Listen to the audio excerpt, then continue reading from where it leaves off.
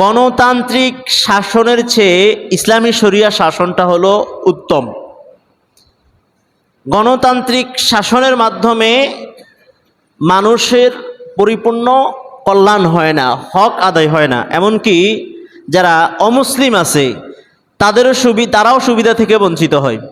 আর ইসলামী শাসন ব্যবস্থা যদি চালু হয়, ইসলামী শাসন ব্যবস্থার মাধ্যমে অমুসলিম যারা আছে, হিন্দু খ্রিস্টান বৌদ্ধ অমুসলিম যারা আছে তারাও কিন্তু অনেক উপকৃত হবে।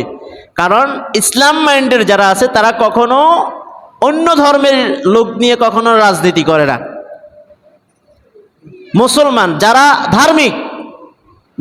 ধার্মিক তারা কখনো অন্য ধর্মের বিষয় কি করে না, রাজনীতি করে না, ক্ষতি সাধন করে না। কারণ আল্লাহ পাকে বলে দিয়েছেন, তোমরা অমুসলিমদের গালি দিও না, এটা কোরআনের কথা। কারণ তোমরা যদি তোমার মুসলিমদের গালি দাও, তারা অজানাবশত তারা তোমাদের রবকে গালি দিতে পারে। এই জন্য তোমরা তাদেরকে গালি দিও না। কার কথা? সবাই কথাগুলো বুঝবেন, কার কথা? তার মানে ইসলাম অমুসলিমদেরকে কষ্ট দেওয়া এটা সাপোর্ট, তাদেরকে গালি দেওয়াও কি করে না, সাপোর্ট করে না। আল্লাহ পাক নিষেধ করেছেন। তার মানে ইসলামী শরিয়া যদি চলে আসে, ইসলামী শরিয়া শাসন যেটাকে কোরআনিক শাসন বলা যায়, এটা যদি হয় তাহলে মুসলমানদের সাথে সাথে অমুসলিমরাও উপকৃত হবে। তার মানে গণতান্ত্রিক শাসনের চেয়ে ইসলামী শাসনটা উত্তম। তো আমাদের দেশ যেহেতু একটা অবস্থার, একটা পরিস্থিতির ভিতরে আছে, আমাদের দেশের ছাত্র জনতার গণ অভ্যুত্থান হয়েছে। এই গণ অভ্যুত্থানের মাধ্যমে আমাদের অনেক কিছু শেখার আছে, যেটা গণতান্ত্রিকভাবে হওয়া সম্ভব ছিল না। গণতান্ত্রিকভাবে যেভাবে শাসন চলছিল, এই গণতান্ত্রিক শাসন দিয়ে যেটা সম্ভব ছিল না, ছাত্র জনতার গণ অভ্যুত্থানের মাধ্যমে সেটা সম্ভব হয়েছে। ছাত্র জনতার এই অভ্যুত্থানের মাধ্যমে আমরা অনেক কিছু শিখতে পেরেছি, যেটা বই পুস্তকে শেখা যায় না, যেটা লেকচারের মাধ্যমে, ওয়াজ নসিহতে, বিভিন্ন বিষয়ে এটা আমাদের শিখতে পারি নাই। এটা জনগণ, মানুষ শিখে নিয়েছি। 4টা বিষয় শিখছে। 1 নম্বর বিষয় হলো, যারা মেধাবী তারা শাসক পর্যায়ে আসার একটা মাধ্যম তৈরি হয়েছে, যেটা গণতান্ত্রিক বিষয়ে, গণতান্ত্রিক প্রক্রিয়ায় আসা সম্ভব ছিল না। গণতান্ত্রিক প্রক্রিয়ায় শাসক পর্যায়ে, নেতা পর্যায়ে আসে কারা? সবাই না, মানে বেশিরভাগ যেটা আমরা দেখতে পাই, অশিক্ষিত বা সমাজের কিছু মানুষ আছে অপরাধ করে, কিন্তু তারাও কিন্তু নেতা হয়ে যায়, তারাও শাসক হয়, তারাও চেয়ারম্যান, মেম্বার, এমপি, মন্ত্রী হয় না?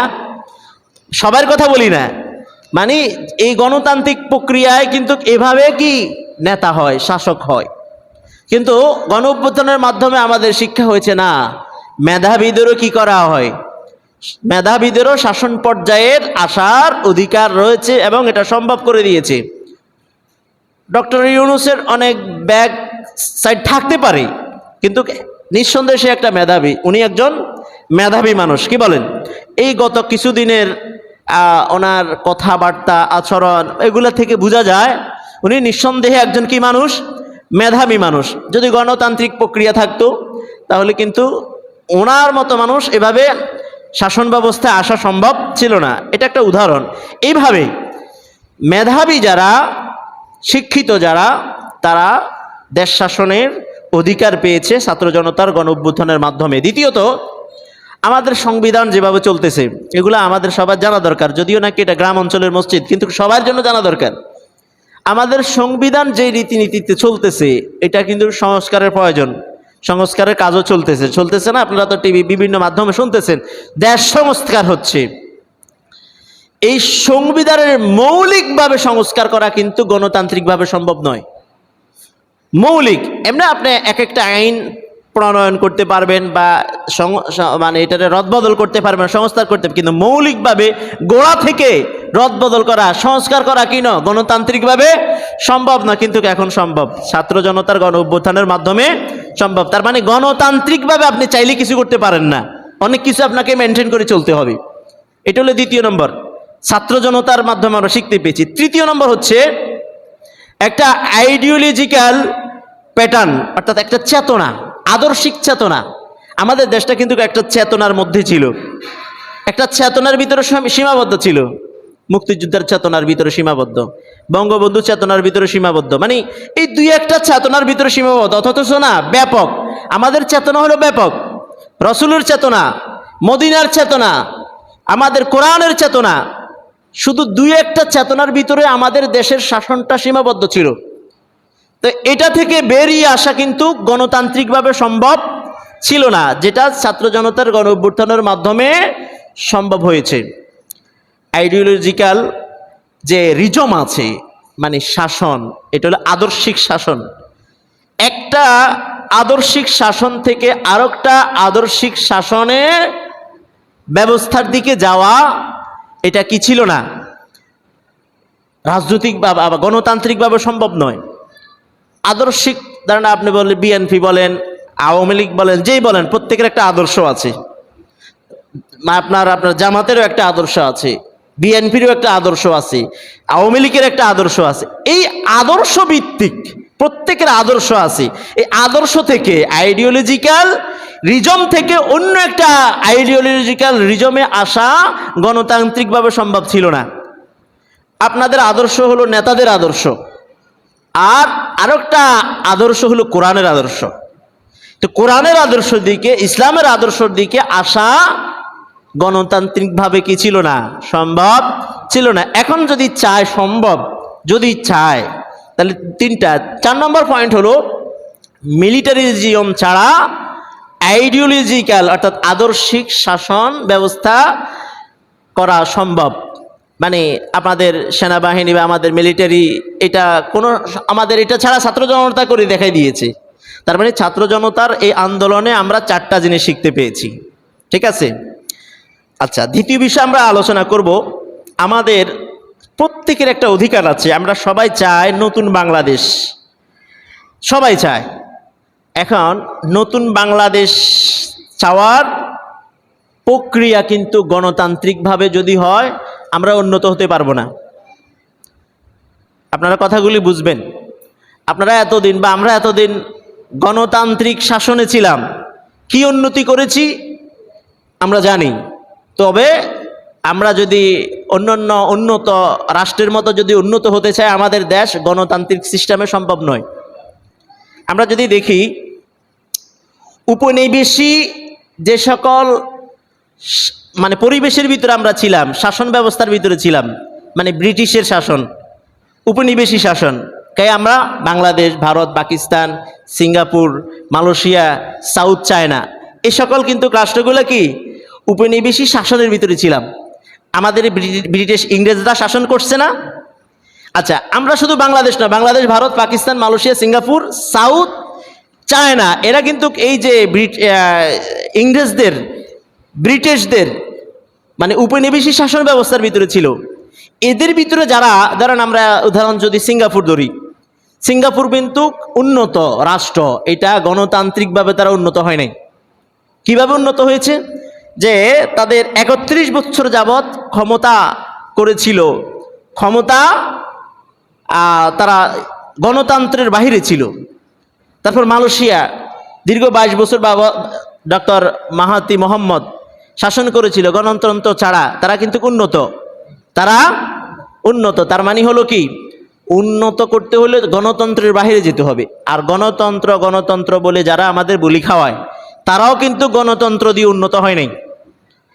গণতন্ত্র সূচকে মানে শুরুতে যে সকল রাষ্ট্রগুলো টপ লেভেলের ভিতরে ছিল, যেমন ডেনমার্ক সহ আরও অন্যান্য রাষ্ট্র, সুইজারল্যান্ড, তারপরে ফিনল্যান্ড, আইসল্যান্ড, এই সবগুলা, এগুলা কিন্তু গণতন্ত্রর বুলি আমাদের খাওয়ায়।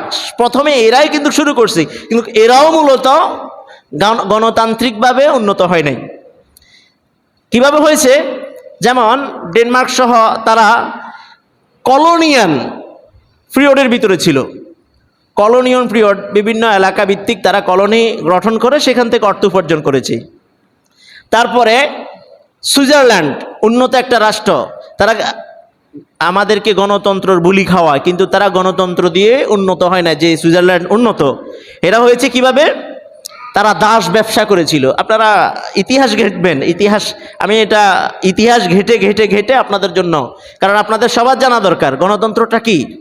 তারা গণতান্ত্রিকভাবে উন্নত হয় না, দাস ব্যবসা, যুক্তরাষ্ট্রের সাথে আমেরিকার সাথে দাস ব্যবসা করে করে সুইজারল্যান্ড কি হয়েছে, উন্নত হয়েছে। কিন্তু তারা আমাদেরকে গণতন্ত্র শিখায়, তারা আমাদেরকে গণতন্ত্রের বুলি শিখায়, গিলাইতে চায়। তার মানে সংক্ষেপে বললে এটা গণতান্ত্রিকভাবে মানুষ উন্নত হয় না এ পর্যন্ত।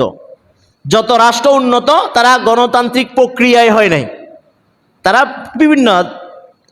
বিভিন্নভাবে তারা কি হয়েছে, উন্নত হয়েছে। আরেকটা বিষয় যদি আমরা বলি সংক্ষেপ, যেহেতু সময় কম, আমাদের অনেকেই চেষ্টা করে, আমাদের মানুষ বা আমাদের ইসলাম পক্ষী যারা আছে গণতান্ত্রিকভাবে ইসলাম প্রতিষ্ঠা করতে চায়। আসলে কি তা সম্ভব? গণতান্ত্রিকভাবে ইসলাম প্রতিষ্ঠা করা কি সম্ভব? এটা কিন্তু চিন্তার বিষয়। অনেকে চায়, চিন্তার বিষয় এটা। গণতন্ত্র এটা শুধু নির্বাচন প্রক্রিয়ার নাম নয়, নির্বাচন ব্যবস্থার নাম নয়। কথাগুলি বুঝবেন। গণতন্ত্র শুধু নির্বাচন ব্যবস্থার নাম নয়, যে আমি শুধু নির্বাচন করলাম আর আমরা রাষ্ট্র ক্ষমতা আসলাম, ইসলাম প্রতিষ্ঠা করলাম, না, বিষয়টা এমন নয়। গণতন্ত্র নির্বাচন প্রক্রিয়ার নাম নয়, বরং এটা একটা প্যাকেজ। কি প্যাকেজ? গণতন্ত্র প্যাকেজ হচ্ছে আপনাকে বিনা প্রশ্নে পশ্চিমাদের প্রেসক্রিপশনকে আপনাকে মেনে নিতে হবে। পশ্চিমা বিশ্ব যা বলে তা আপনাকে মানতে হবে, যেটা ইসলামের সাথে সাংঘর্ষিক। আপনার যদি আপনাকে গণতান্ত্রিকভাবে ইসলাম প্রতিষ্ঠা করতে যান, তাহলে সেখানে আপনাকে অনেক বিষয় আপনাকে মানতে হবে, অনেক বিশ্বাস আপনাকে গ্রহণ করতে হবে, যেটা ইসলামের সাথে সাংঘর্ষিক। গণতন্ত্রের ভিতরে কি বলে? গণতন্ত্র তারা গড মানে না, মানে আল্লাহ বিশ্বাসী নয়, সকল ক্ষমতার উৎস মানুষকে মনে করে। এটা তো জানেন আপনারা। গণতন্ত্র কি বুঝায়? সকল ক্ষমতার উৎসকে মানুষ, এটা কুফর। সকল ক্ষমতার উৎসকে সকল ক্ষমতার উৎসকে।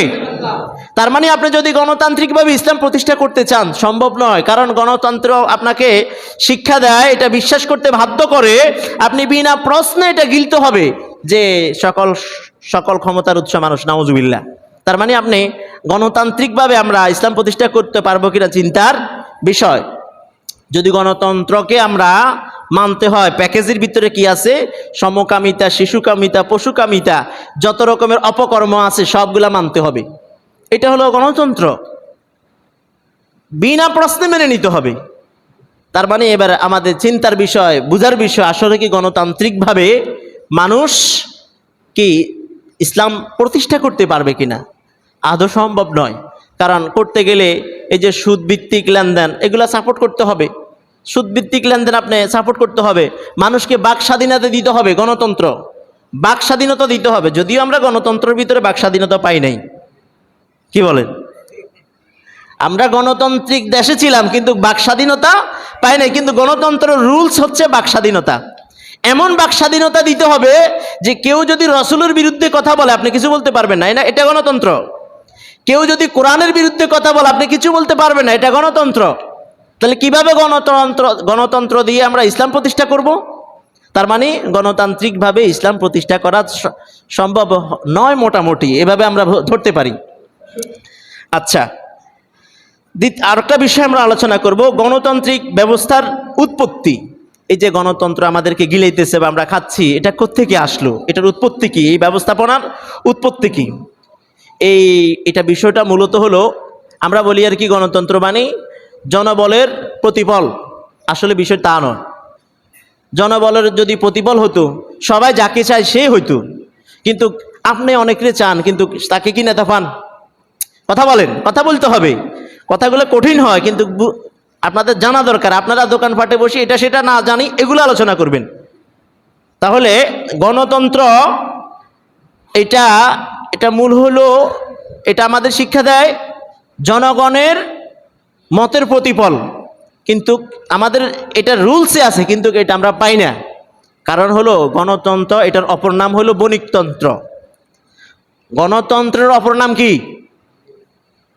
কথা বলেন না। বণিকতন্ত্র। আপনি আমাদের দেশের দিকে তাকান। আমাদের দেশ যে ব্যবসায়ী যারা আছে না, তারা কিন্তু বিভিন্ন নেতাদেরকে, বড় বড় নেতাদেরকে ডোনেট করে। তারা আপনারা দেখবেন আওয়ামী লীগ কন, বিএনপি কন, সব পিরিয়ডে তারা থাকে। কি বলেন? সব পিরিয়ডে তারা থাকে। তারা তাদেরকে অর্থ দেয়। তারা তাদেরকে অর্থ দেওয়ার কারণে তারা অনেক সময় অনেক কিছু চায় তাদের কাছে।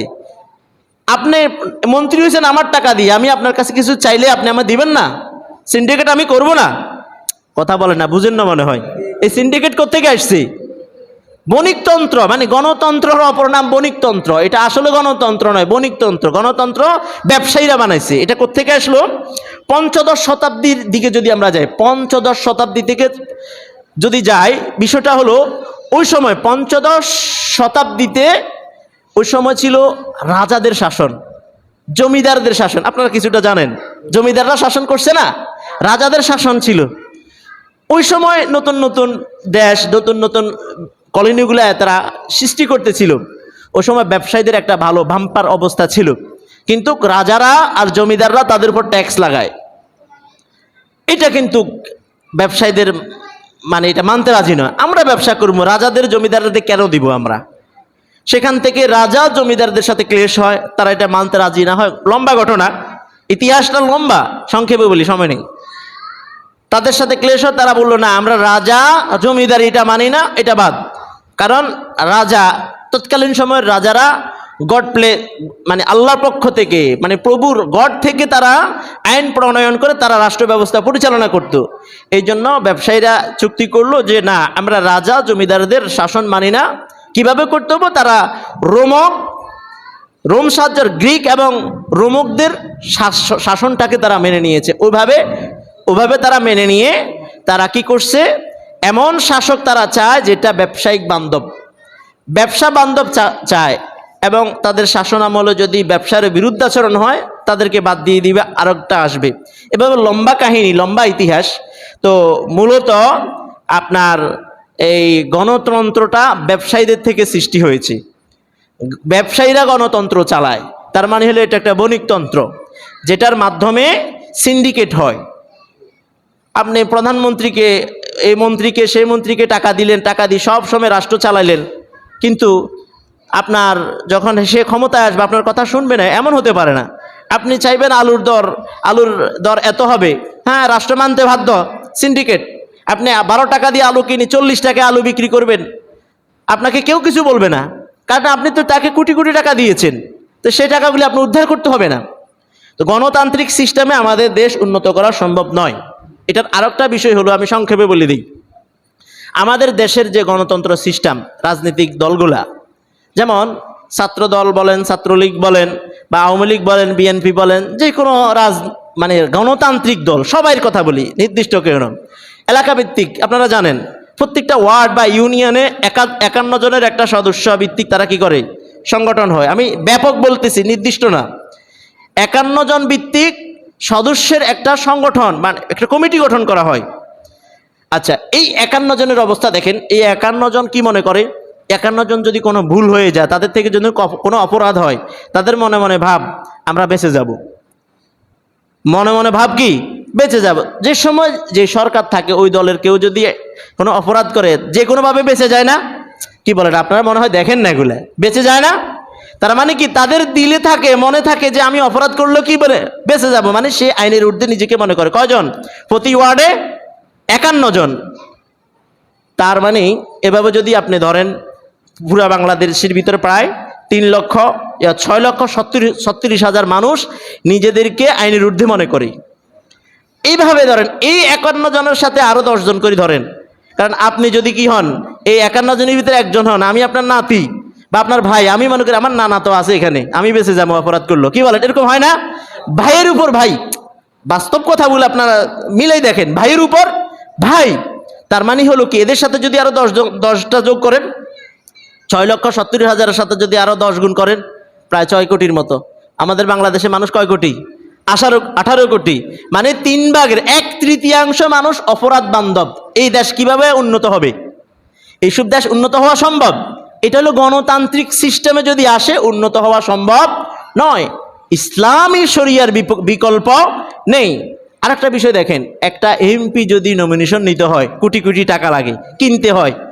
আমরা দেখছি 20 কোটি 30 কোটি 5 কোটি 10 কোটি টাকা দিয়ে নমিনেশন কিনে, সে কেনার পরে ক্ষমতা যখন আসবে 20-30 কোটি টাকা উঠাইবে না?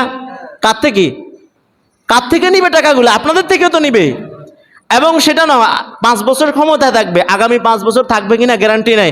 আগামী 5 বছরের জন্য কি তার কি গোছানো লাগবে না? তাহলে টাকাগুলি কোত্থেকে নিবে?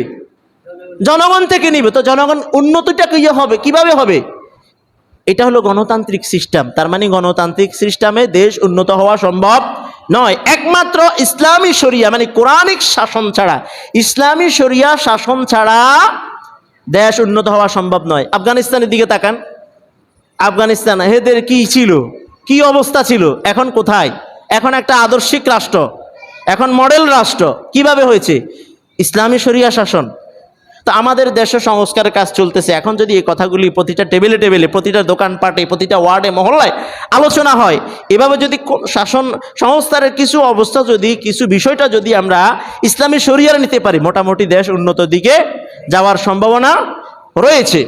এজন্য আমরা আলোচনা করব, যারা উপরস্থ আছে বা তাদের সাথে আলোচনার মাধ্যমে এটা আমরা কি করব, চেষ্টা করব যাতে করে আমাদের দেশ উন্নত হয়, দেশ যেন ক্ষতিগ্রস্ত না হয়। যেমন আপনারা কিভাবে ইসলামী শরিয়ার নিয়ম হলো, আমরা জনগণের মত নিয়ে একটা করতে পারি, প্রত্যেকটা মহল্লার ভিতর থেকে আমরা একজনকে আমির বানাতে হবে। মানে একজনকে আমরা কি করতে পারি, বিশ্বস্ত, কি বলেন নাই, একজন এলাকার ভিতরে একজনটা সবাই ভালো মনে করে, এই একজন হলো এলাকার জিম্মাদার প্রতিনিধি। এরকমভাবে একটা ওয়ার্ডের একজন, 9টা ওয়ার্ডে 9 জন, এই 9 জনে মিলে নিজেদেরকে ভোট দিবে না। শরিয়ার একটা পন্থা হলো যে প্রার্থী তাকে নেতা বানাইও না, এটা ইসলামের নিয়ম। আমরা তো যে প্রার্থী তারে ভোট দিই। ইসলামের নিয়ম হলো যে ভোট চাইবে, যে ক্ষমতা চাইবে তাকে ক্ষমতা দিবে না, এটা ইসলামের নিয়ম। ঠিক আছে? তো এখন হলো ওই 9 জন মানে একটা ইউনিয়নের 9টা ওয়ার্ডের 9 জন মিলে ইউনিয়নের একজন প্রতিনিধি বানাবে।